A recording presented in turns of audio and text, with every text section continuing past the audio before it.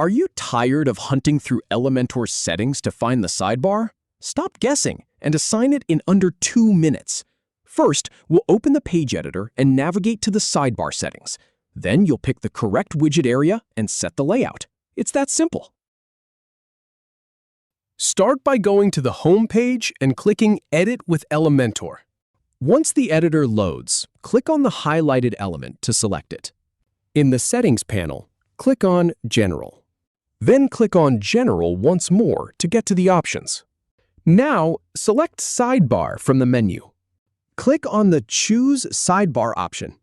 Then, click on Choose Sidebar again to open the picker. From the list, go with Sidebar 1. Next, click on Choose Sidebar yet again. This time, pick Footer Widget 1. Then click on Choose Sidebar one more time. And select Footer Widget 2. Finally, switch over to the Advanced tab. Then, click on Layout to wrap things up. And that's it. You're all set. If you have any feedback or if any info is inaccurate, please leave a comment below. We'll do our best to answer or redo the video if needed. Thanks for watching.